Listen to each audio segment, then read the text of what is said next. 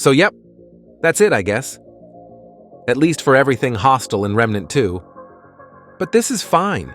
I mean, playing with fire and explosions sounds like a lot of fun, doesn't it? I can't wait to fry some bosses with that. Let's see what we can do. Hey, fellow travelers, and welcome to this massive Incineration party. Well, sort of. At least we are going to flare and blow up some bosses with this incredible mod and dot spammer build, and that in pretty decent times. As you may already know about me, I love to play with everything mod related and doing some crazy stuff with it. Even it is not something new. I made this build lately by combining several things I like and think they work great together. Just please do me a favor, and don't use this build in random co-op matches with players you don't know or can't talk to. Because getting sucked into that firestorms or knocked down due the Big Bang mod isn't fun for others. But if you just want to have a great time by nuking everything on your run through the worlds of Remnant 2, this build is definitely for you. If you like my videos and what I'm doing here, consider giving it a like and subscribe to my channel to stay updated about the latest content. It is so hilarious. You can't even see the target most of the times, which can be dangerous for sure. So be careful and keep distance. And also, most of the bosses will get sucked into that firestorm so hard, they barely can move anymore. But same goes for you and your teammates. If you get too close to them, you're stuck and probably dead. Speaking of, look how the boss tries to make a jump. He won't go anywhere.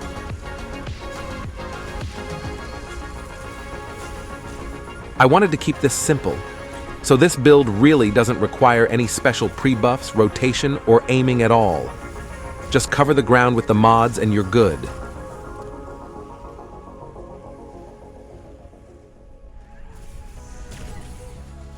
As always, guys, I will keep the comments to a minimum from now. Enjoy the fights, and check out the build breakdown later on the video.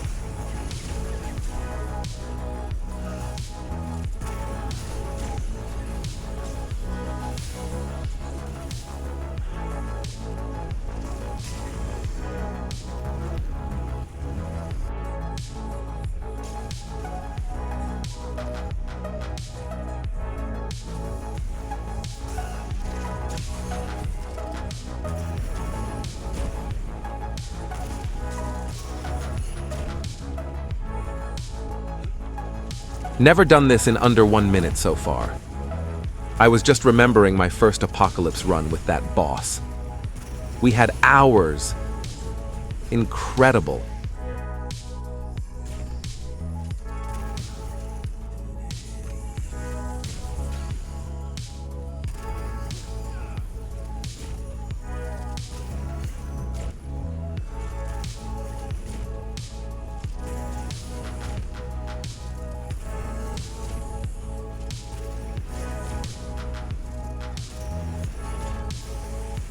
Yep, you have to watch out, because it can be difficult to predict attacks when you can't see your target.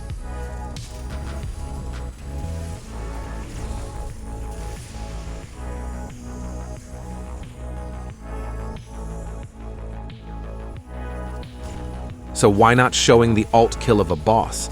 This one is even much easier than the Metaphysical one, at least in my opinion.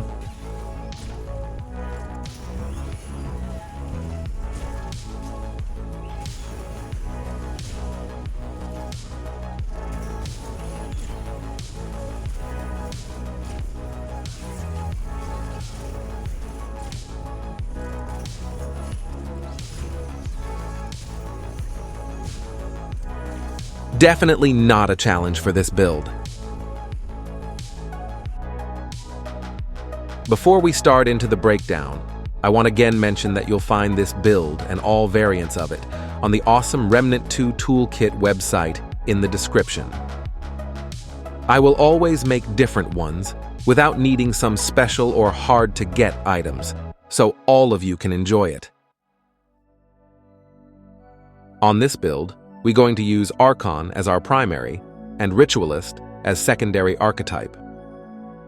The main reason of this is because of the Archon's prime perk Tempest. This will give us a 100% increase in mod power generation after casting a mod, which we do all the time, obviously. Amplify is just the perk you want when it comes down to mod damage. 50% increase and also 10% mod critical chance are top-notch. Another 5% mod power generation over time from power creep definitely helps to keep the mod spam up. And same goes for the Spirit Within perk. 15% reduced mod cost, and also 15% of the total mod power gained back. The Chaos Gate skill will boost our damage by 15% and another 25% in mod generation. The downside is a 15% increase in damage taken, so keep that in mind when using it. On the Ritualist side, we have Wrath, which will give us another 20% increase in damage and 10% critical chance. Not to mention that there will always be a negative status effect on enemies. Pretty all we can use from Terrify is the 5% decreased damage we receive from attacks. Not only that we will receive an incredible amount of mod power from any elemental damage, the dots also do hurt pretty decently, and we can keep them up all the time. Again mentioning, don't worry about these hard-to-get items. There are different variants of this build linked down in the description which don't need them. Let's head over to the Trinkets. The Talisman of the Sun doesn't look special at a first glance, but since we'll do 3 stacks of burning damage, and they hurt the most of all dots, the 50% increase is a blast.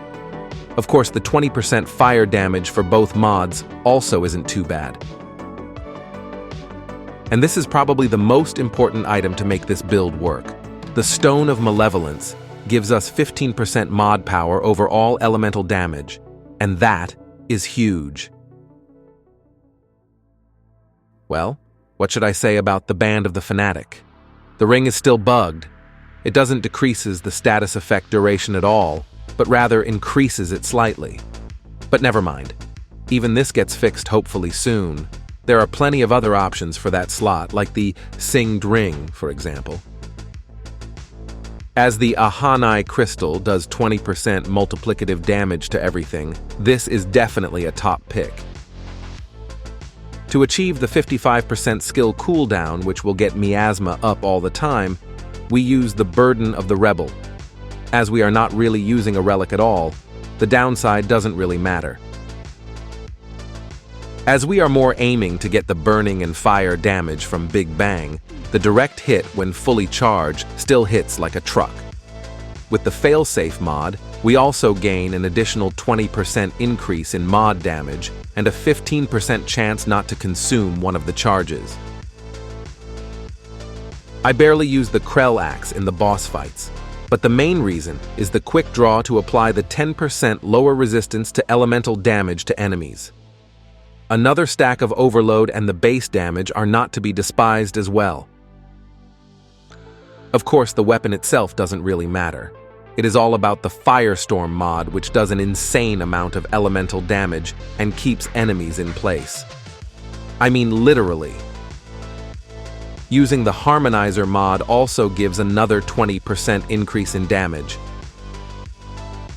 You can go with whatever relic you want. It really isn't that important. But for the fragments, we go with elemental damage for obvious reasons, skill cooldown to reach the 55% cooldown, and health to make the build a bit more durable. For the armor, you can swag up with whatever you like. I would just recommend to be at least on a medium dodge level. This definitely helps in many situations, and probably also escaping a firestorm.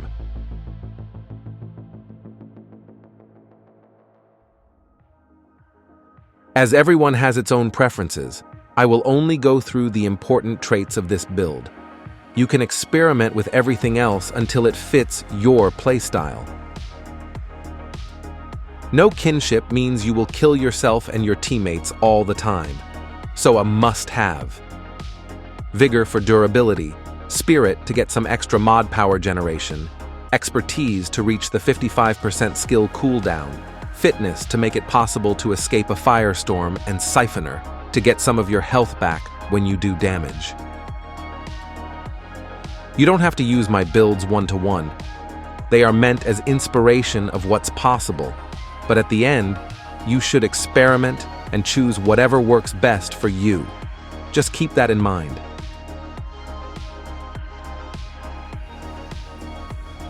So I hope you enjoyed the video and give this build a try. It really is a ton of fun. If you have any questions or thoughts, let me know in the comments. To all the new viewers, belatedly Happy New Year, and see you next time. Cheers.